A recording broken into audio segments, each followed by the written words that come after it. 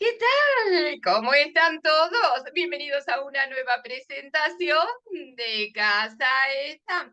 Escritores y artistas mundiales con su sede aquí en Dublín, ciudad de la literatura declarada por la UNESCO. Dublín es la capital de la República de Irlanda, sí, la que está al sur, porque la parte norte está bajo el reinado del Reino Unido, United Kingdom. Pero desde aquí, desde la República Libre de Irlanda, le damos realmente la bienvenida a todos y ya están entrando. Muy bien. Muchas gracias por seguirnos en cada programa. Un beso enorme a todos ustedes. Y hoy les cuento que tenemos un nuevo libro con una escritora que es un lujito, Rosela Inés González Arauz, que viene a presentar una bella antología y se llama Antología Colectiva Cuentos de Terror y de Suspenso. Pero primeramente, si todavía no se suscribieron a nuestro canal de YouTube, Ada Zagaglia, que es de todos los escritores y artistas del mundo, ¿qué están esperando? Háganlo ya, no se queden fuera de esta movida. Y si todavía no entraste a la feria, quedan muy poquititos lugares. ¿Cómo podés entrar para poder estar en esos pequeñitos lugares que aún quedan? Mándame un mail a adanoemisagaglia@gmail.com o si no, me dejas un mensajito en YouTube, que nosotros todos los días leemos los mensajitos. Así que no te olvides. Y después de esta expo, viene la Expo Artes y después las de las Grullas por la Paz. Así que una detrás de otra, no te la pierdas. Tenemos más de 67.000 seguidores. Así que bueno, muchísimas gracias. Es para nosotros de corazón un placer. Y ahora sí, les voy a compartir a todos ustedes la presentación de nuestra Expo. Welcome to the Virtual Expo Books and Art, EVA, from Casa AM. We have lots of things to offer you, such as book presentations, poetry, tales, history, legend, music, art, and more. From July 14th to July 30th. Con mi fe. Bienvenidos a la primera exposición virtual de libros y artes, EVA. Nada menos que con presentaciones de libros, poesía, cuentos, historia, leyendas, música, arte y mucho más. ¿Cuándo? Desde el 14 de julio al 30. No se lo pierdan. Así es, no te lo pierdas. Y por supuesto te invitamos también para las próximas Expo. La que recién me preguntaban por interno, gracias Rodolfo que siempre nos sigue. Un beso enorme. La próxima feria comienza luego del domingo, que hacemos el cierre 3 días más y comienza la otra feria durante 3 días. Y después la Expo que se realiza, que es la Expo Grullas y Arte, perdón, Grullas por la Paz, es del 6 de agosto al 13 de agosto. No te lo pierdas. Muy bien, y ahora déjenme contarles por qué tenemos un lujito para todos ustedes. Una escritora que tiene muchísimos proyectos, que nació el 24 de abril, pero no decimos la fecha, Ernesto. No, porque nosotras somos coquetas, así que no me pregunten. Muy bien, esa es de Panamá. Participó en talleres literarios con la profesora Miresa Hernández en el año 2000.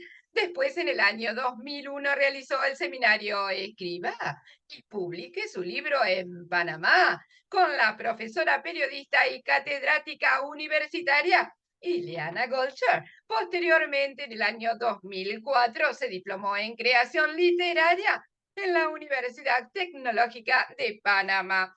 Allí fue donde se publicó su primera antología, al finalizar el curso. En el año 2021, y luego de varios talleres, participó en 2 antologías de cuentos para adultos titulados Los cuentos del bus y Los otros cuentos del bus, ambos de Fuga Editorial. Obtuvo el tercer premio en el concurso poético de la Fundación Clarezas del año 2022 con su poema libre titulado Mujer herida, que fue basado en sus experiencias personales. Se encuentra realizando su primer libro de cuentos para adultos y hoy viene a presentar esta maravillosa antología colectiva, Cuentos de Terror y de Suspenso. Pero ya la tenemos aquí con nosotros. Así que le damos la bienvenida con este aplauso y le cedemos la palabra. ¿Qué tal, Rosela Inés González Arauz? ¿Cómo estás, Rosela? Un beso enorme. Ahí está, le estamos pidiendo que abra el micrófono.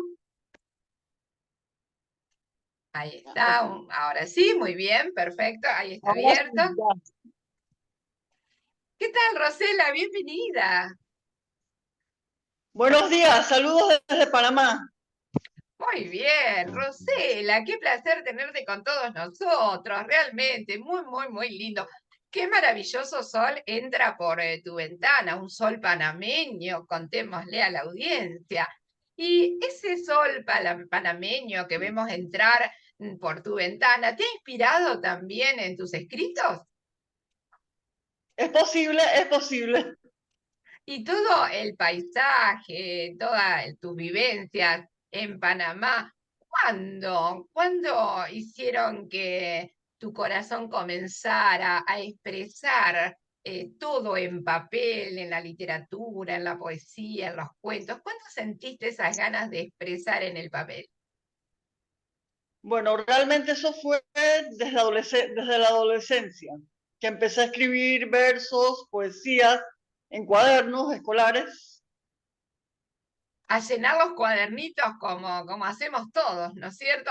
Con esos amores platónicos, con esos primeros Sí, versos. ¿Y a quién dedicaste tus primeros poemas?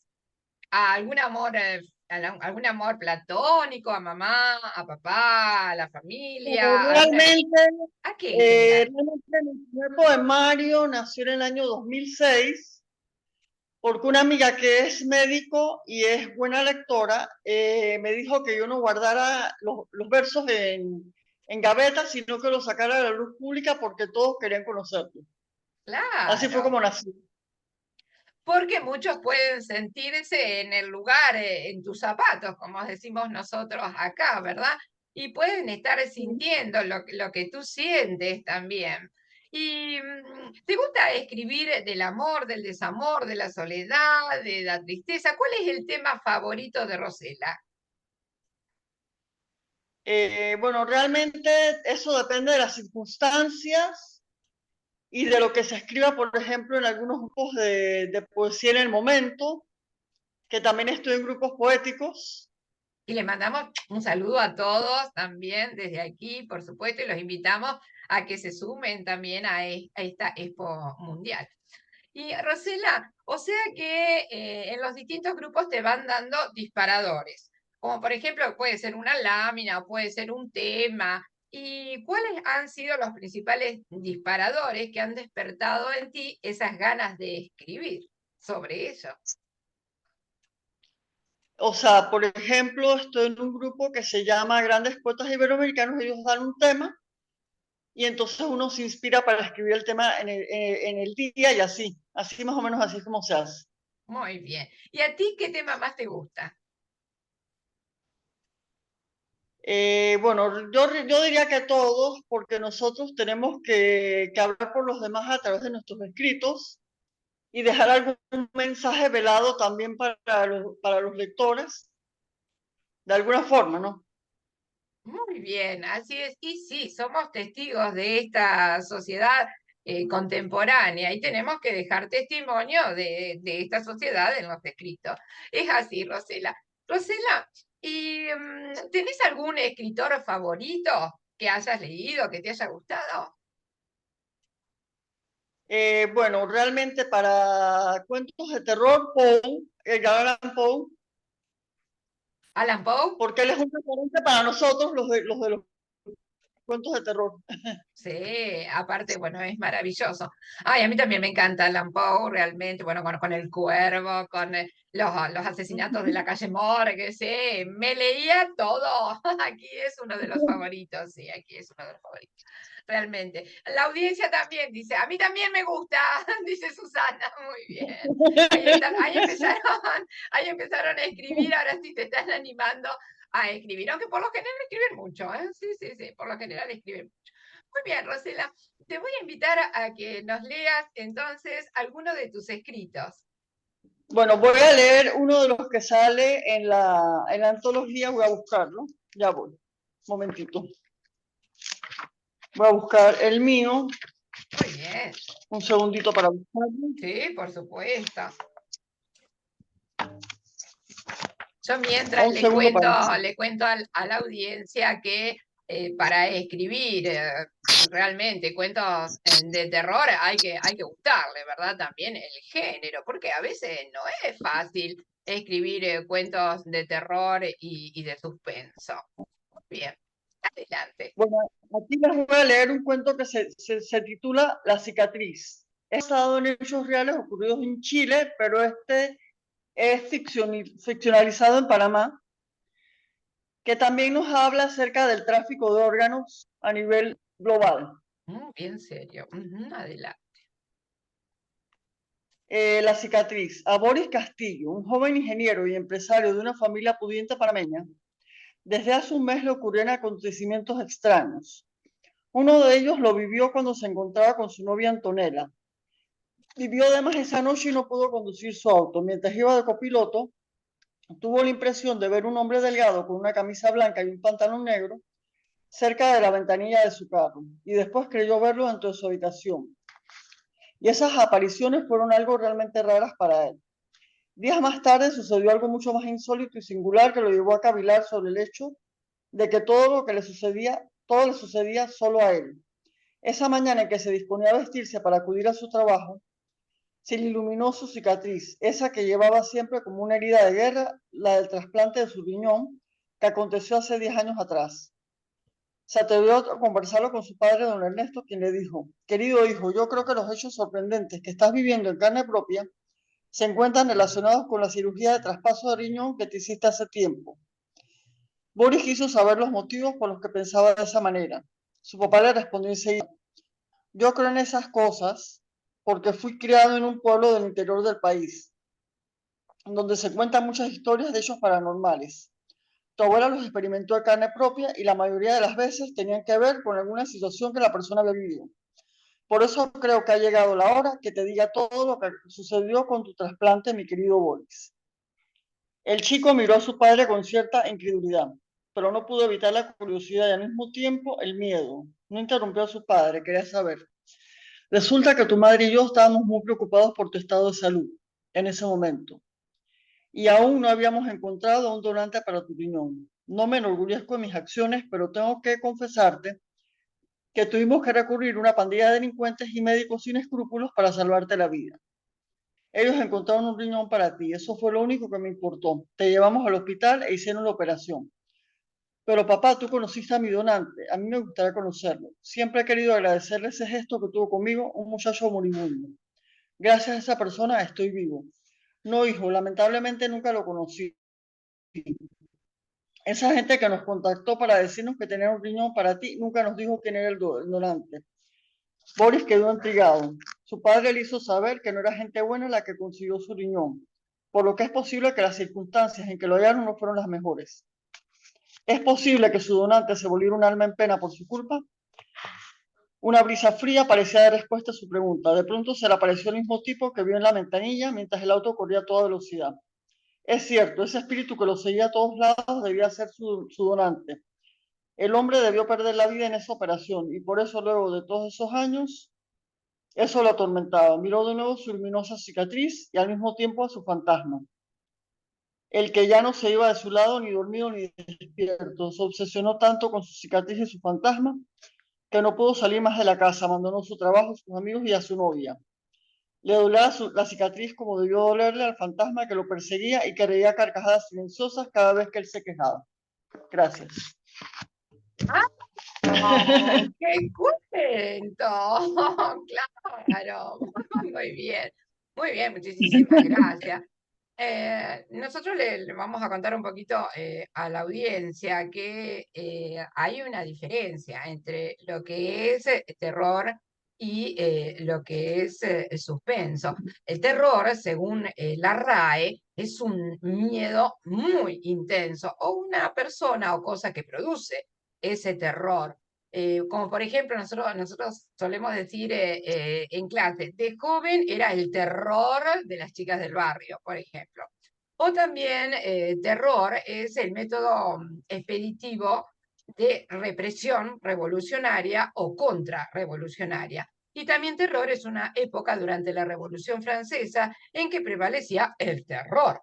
Y de terror es dicho de una obra cinematográfica o literaria y del género al que pertenecen que buscan causar miedo o angustia en el espectador o el lector. Y ahí tenemos una gran definición de terror, porque recién nos estaban preguntando en la audiencia el significado, pero según la RAE. Y suspenso es ya la emoción, ¿sí? Es también, según la RAE, es que está o se queda por un momento confuso y desconcertado y no sabe lo que debe hacer, pensar o decir. Por ejemplo, me quedé suspenso a medio discurso y sin saber qué iba a decir. O que está suspendido también. O también fíjense en que hay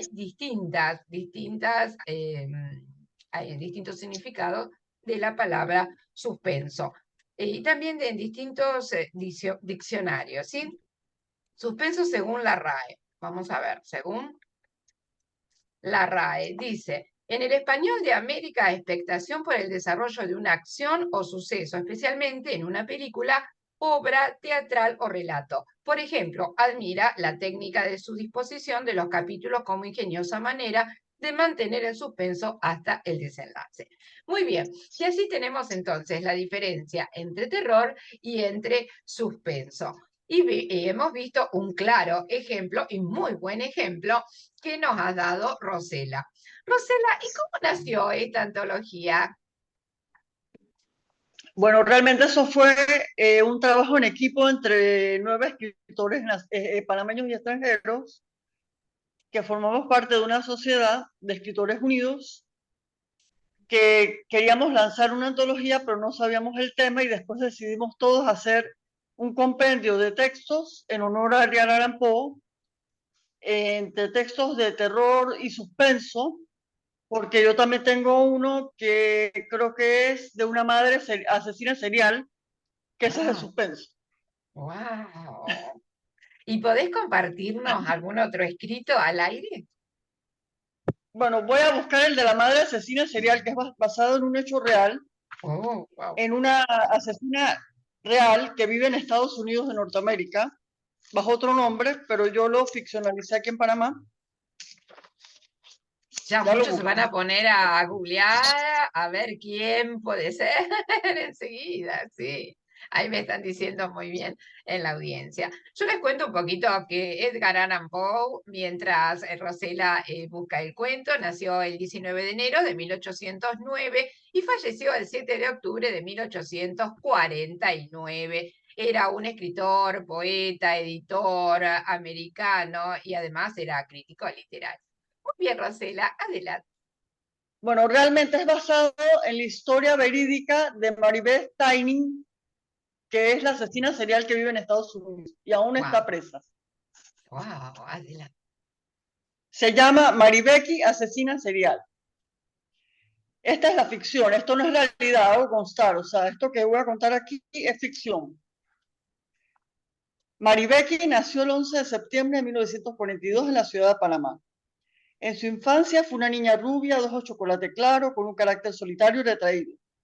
Siempre vivía alejada de su familia y de sus compañeros de escuela, quienes se mofaban de ella en el aula de clases, debido a que no comprendían su comportamiento hostil.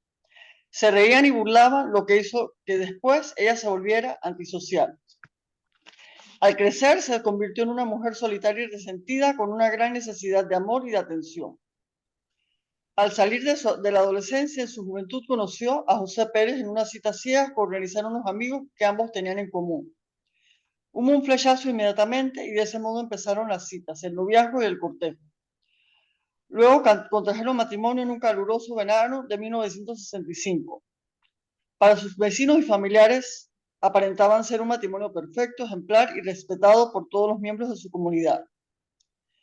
Mari era buena con su esposo, pero seguía llevando dentro su gran necesidad de atención. Es por ello que comenzó a trabajar como enfermera asistente de un médico especialista en un hospital de la localidad. Todo esto sin mayores contratiempos. 2 años más tarde tuvieron su primera hija, Marta, quien era una niña de tez blanca con ojos chocolate claro, muy inquieta y juguetona. Un año después tuvo a su hijo José Mauricio, un lindo muchachito de cabellos negros y ojos chocolate oscuro. Este fue el segundo hijo de la pareja, pero no paró allí, ya que prácticamente Mari se convirtió en una fábrica de hijos. En 1971 tuvieron a su tercera hija, Jenny, quien era una niña rubia de ojos azules que nació enferma y que no abandonaría el hospital durante su corta existencia. Así fue como, al cumplir 3 meses de su nacimiento, la pequeña Jenny murió por una repentina enfermedad que los galenos diagnosticaron como meningitis. Fue algo muy triste que muriera esa bebé, y ella en ese momento recibió toda la consideración y el apoyo de sus vecinos y amigos cercanos. Le brindaron la atención que nunca había tenido durante su niñez, en la que era más bien una niña olvidada por sus padres. Recibir tanto la aturdió y también le hizo sentirse plena y dichosa por primera vez. Sin saber por qué, antes de ir al sepelio, Mari realizó un extraño ritual. Lavó y planchó toda la ropa que le habían comprado su bebé, la dobló y la guardó cuidadosamente junto con sus juguetes en una caja de cartón. Selló la caja y la guardó dentro de su caja, desde su casa, perdón. El 20 de enero de 1972 volvieron al hospital, esta vez con José Mauricio, de 2 años. Le dijeron a los doctores que el pequeño había tenido una especie de ataque. El niño estuvo varias horas bajo observación médica y, al demostrar que se encontraba bien y da negativo en todas las pruebas que se le realizaron, decidieron mandarlo a su casa y le pidieron a su madre que lo observara bien. Pocas horas después de dejar la sala de urgencia, volvieron a llevarlo, solo que en esta ocasión falleció prácticamente al entrar al nosocomio. Mari dijo que lo había colocado en su cuna y lo había ido a ver a su cuarto cada cuarto de hora. Declaró a las autoridades que la última vez que fue a verlo, lo encontró con la cara azul y envuelto en sábanas. Los médicos no supieron explicarse la razón de ese ataque tan fuerte. 1 mes y medio más tarde, la familia Pérez llevó a su hija mayor, Marta, de 4 años, por los mismos síntomas de su hermano fallecido. Los médicos, alarmados por lo que había ocurrido con José Mauricio, le preguntaron si podía dejarla quedarse en el hospital para realizarle más exámenes. Mari se negó. Entonces, al día siguiente, llegó otra vez al hospital con su hija. Marta se encontraba inconsciente y moriría minutos más tarde. Tras la autopsia, el médico forense dictaminó que se trataba del síndrome de Rey, una enfermedad grave que se produce con mayor frecuencia en los niños menores de 10 años y en la que hay vómitos, síndrome contusional y somnolencia. Los médicos asumieron que eso fue lo que pasó, pero les pareció raro que todas las muertes de la enfermera se produjeran dentro del hospital donde laboraba su madre, y que los 3 infantes murieron tan solo con 3 meses de diferencia. Aunque aún así no profundizaron en el caso, la vida continuó. Mari volvió a quedar embarazada y a su debido tiempo dio a luz un niño al que llamaron Tomás. Poco después, el 10 de diciembre, llevaron a Tomás inconsciente al hospital. Solo que al ingresarlo no había signos vitales, el niño estaba muerto. Ella dijo que así lo había hallado en su cuna. Los médicos diagnosticaron el síndrome de muerte súbita. El 30 de marzo de 1975, Mari dio de nuevo a luz a su 5.º hijo, al que le puso el nombre Matías. Unos meses más tarde se presentó en el hospital de San Clemente con su hijo muerto en brazos. Dijo que se encontraba manejando su auto con su hijo en el asiento delantero cuando se percató que éste había dejado de respirar. Nuevamente, este pequeño bebé fue diagnosticado como otro caso de muerte súbita del lactante, debido a que no hubo otra explicación para este hecho. Dado que perdían a sus hijos con mucha celeridad, el matrimonio Pérez decidió no tener más hijos propios, prefirieron adoptar un niño. Esta adopción le fue concedida y terminó en el mes de agosto con la llegada de Miguelito desde el orfanato. Pero la decisión de no embarazarse de nuevo quedó olvidada cuando Mary volvió a quedar encinta y dio a luz el 29 de octubre, justo unos meses más tarde de la llegada de su hijo adoptivo. Esta vez era una niña a que llamaron María Francisca. Como era usual, ella entró rápidamente en urgencias con su pequeña hija María Francisca en brazos, diciendo que había tenido un ataque y los médicos procedieron a reanimarla. Un mes más tarde, entró al hospital con su hija en brazos. Fue imposible reanimarla porque ella se encontraba con muerte cerebral. La excusa que dio fue que ella la había dejado dormida y la había descubierto así. Nuevamente se embarazó, ahora de su séptimo hijo, Juan Carlos, el 19 de septiembre de 1979. En el mes de marzo de 1980 se volvió a presentar otra vez en las instalaciones hospitalarias con su hijo inconsciente.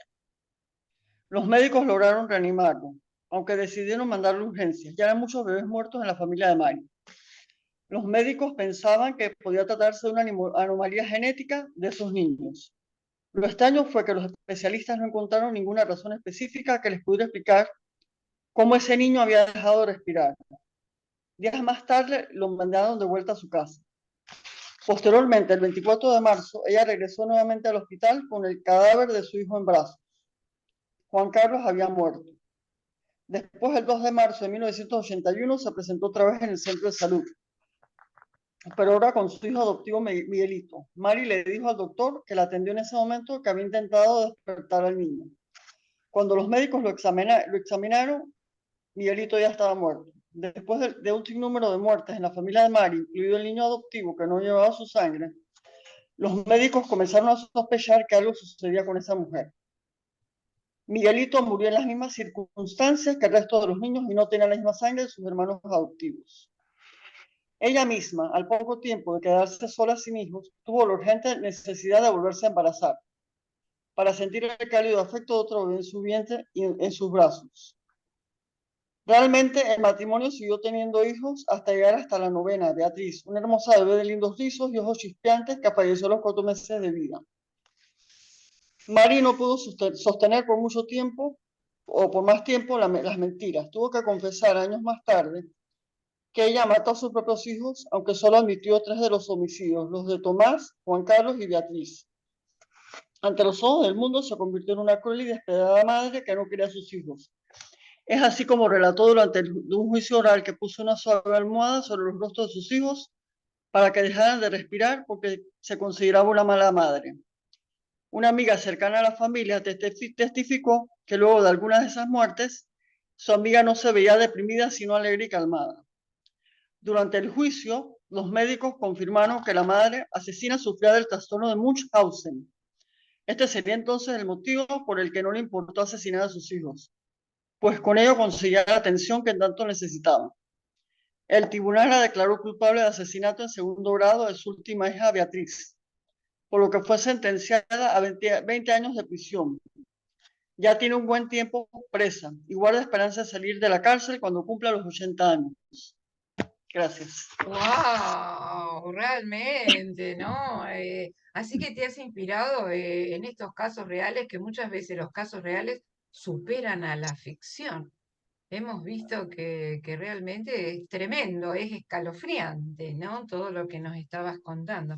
Bueno, Alan Poe decía, por ejemplo, los cuentos de terror no crean asesinos, los ponen en evidencia para que, ¿no es cierto?, la gente preste atención a todo lo que esté pasando y, por supuesto, bueno, enseguida, ante cualquier duda, llamen a la policía, ¿verdad? Así que vemos que te has inspirado en cuentos, en historias reales, y los has transformado en ficción, cambiando algunos nombres, colocando algunas distintas situaciones, pero tomando realmente hechos de la vida real y hechos crudos, hechos que realmente han sucedido, porque nos contabas recién que había confesado en un juicio. Tremendo, tremenda historia, la verdad. Y así que más o menos, bueno, ya vemos entonces el estilo. Vemos que te gusta Alan Poe con todos sus cuentos cortos, vemos que, bueno, él era del periodo del romanticismo y además a él le encantaba realmente y fue uno de los cultores de la ficción detectivesca, ¿no? Para buscar, a ver, descubrir qué es lo que estabas pasando también. ¿Te sentís también con ganas de ser esa detective que descubre todos esos casos?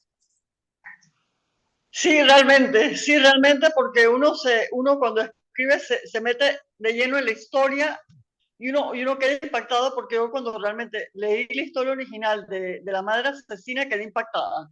Claro, sí, es que realmente es muy fuerte el impacto, es tremendo. Así que sí, sí, es como tú dices. Y, por ejemplo, ¿te hubieras sentido cómoda escribiendo, digamos, un Drácula de Bram Stoker o un Frankenstein de Mary Shelley? ¿Te hubieras sentido cómoda también en ese tipo de historias? Yo pienso que sí porque tiene mucha actualidad. Muy O sea, bien, realmente. no tengo inteligencia porque hoy, esta mañana me puse a investigar el origen de los cuentos de hadas de los hermanos Grimm y de Perrault y realmente no son ningunos cuentos de hadas, realmente eran cuentos crueles para adultos Y en así esa época. crecimos, y así crecimos, dice Marta, quizás, y así crecimos con esos cuentos. Inclusive muchos hacen bromas, ¿no es cierto?, con esos cuentos, porque dicen, bueno, pero ¿cómo podía vivir Blancanieves con 7 enanitos? Eso no está bien visto, por ejemplo. Oh, claro, cómo estaría visto hoy en la sociedad, ¿no es cierto? Inclusive hoy en esta época. O muchos dicen, claro, nosotros, el lobo se comía a la abuelita, pero ¿por qué? Pobre abuela, siempre la abuela, claro. Y así, y sin embargo, bueno, crecimos con todos esos cuentos, ¿verdad? Con esa inocencia, porque no nos preguntábamos qué es lo que había detrás de los cuentos. Nosotros hemos hecho una tertulia también para ver qué había detrás de los cuentos. Y en la audiencia me dicen, pero también hay frases que a nosotros, dicen, sobre todo a los caballeros, nos causa terror, dice Rodolfo. Entonces yo le pregunté, mientras él me escribía, le pregunté, ¿cómo cuál? ¿Qué frases son las que a ti te causan terror? Y cuando mi señora dice, pasame el celular, por ejemplo, y era por eso que abría los ojos muy grandes mientras escuchaba, porque él iba diciéndonos frases de terror. Y él se enganchó la audiencia también con frases de terror y otras me pusieron, por ejemplo, oye, ¿qué somos nosotros? ¿Somos novios? ¿Qué somos? Y ahí, claro, hay terror para contestar. Y otros dicen, saquen una hoja, hoy tienen prueba. Todas frases, claro, frases humorísticas también y frases que causan cierto molestia, ¿no es cierto? Una frase de terror, como dicen ellos. ¿Y cómo te sentís con respecto al humor dentro del terror? ¿Combinás ambos o los separás? Bueno, depende de la historia realmente, depende de la historia que uno vaya escribiendo en el momento. Claro, depende la situación. Y me decías que estabas investigando en este momento las historias de duendes y hadas. Entonces, bueno, me imagino que seguramente has leído sobre la Banshee, que aparece, que es un hada que aparece Sí, cuando también. alguien dentro de una familia ancestral está por pasar a otro plano o a fallecer. Inclusive, entonces la Banshee es como vendría a ser, a ver, ¿cómo decirte? La Llorona en algunas partes con ese grito desgarrador, pero aquí en Irlanda es la Banshee. Y aparece sobre los tejados, aparece sobre las paredes también, como un alma en pena, a veces vestida completamente de colores grises o negros, con un cabello muy largo y un grito muy desgarrante. Y por lo general están en las familias que son O o Mac. O'Brien, por ejemplo, que son familias ancestrales. Y cuando su grito aparece, yo no la he escuchado, pero conozco mucha gente que sí, y me dice, mira, mañana el vecino, y dicho y hecho. Y sin embargo el vecino estaba saludable y todo, pero esta persona con la que yo hablé escuchó el grito de la Banshee y al otro día falleció el vecino. Increíble. Impresionante. Sí, sí, impresionante, impresionante. Y escuchó, y dicen que se escucha y es un escalofrío. Bueno, la verdad que, bueno, muy lindo que investigues todas las historias de hadas y de duendes. De aquí, bueno, vas a encontrar muchísimo material para el misterio, el suspenso y el terror y que bueno, que realmente vemos que lo investigas y los estás desarrollando en tus escritos. Y ya para terminar, ¿cuál es tu proyecto al futuro, hacia el futuro? Bueno, realmente ya empecé a escribir el primer libro de cuentos, que también serían cuentos de terror y de suspenso, pero propios, también basados en hechos reales y casi tomados de los hechos reales, los de crímenes, porque unos lectores me pidieron que escribiera sobre historias paranormales reales y de cuentos de crímenes reales, entonces realmente tuve que investigar para poder hacer esto, porque no encontraba nada a mano. Yo te invito entonces a que te suscribas a nuestro canal de YouTube Ada Sagaglia, porque nosotros tenemos tertulias temáticas. Y así estuvimos hablando de hechos paranormales, de seres misteriosos, de leyendas internacionales, o sea, en todas partes del mundo, de seres mitológicos, de cuentos de suspenso, de terror. Así que creo que te va a gustar muchísimo también estas tertulias temáticas, así que bueno, te invito y a la audiencia también, Rodrigo, por supuesto, yo ya sé que ya te suscribiste, claro, ahí está, ahí están diciéndome que bueno, ellos también se suscribieron y Susana me dice que diga, que le diga a dónde y cómo se hace, que no sé, me dice. Bueno, tenés que entrar a YouTube y después, bueno, a donde dice suscribirte, así le haces clic y vas siguiendo todas las instrucciones que son muy, muy sencillas. Así que bueno, realmente es un placer, Rosela, haber estado contigo en esta presentación de la antología. ¿Y dónde se puede conseguir? Bueno, a través de los autores en la ciudad de Panamá y a través de Amazon. Amazon Ah, en Kindle. Amazon. Ahí está, muy bien en Kindle. Ahí está. Muy bien dicho a la audiencia, entonces, ¿dónde pueden conseguir esta antología que se llama Cuentos de Terror y de Suspenso? Muy bien, van a encontrar a Rosela y a muchísimos más escritores que han realmente escrito sobre distintas situaciones de terror y de suspenso. Muchísimas gracias. Este beso enorme es para ti, Rosela, y también para la audiencia, sí que me están pidiendo besos, besos, besos, también para todos ustedes. Ahí está. Muy bien, muchísimas gracias realmente y nos estamos viendo en la próxima entrega de Casa Ella, escritores y artistas mundiales. No te muevas de ahí porque dentro de un ratito volvemos con más. Muchas gracias. Muchas gracias y saludos a todos.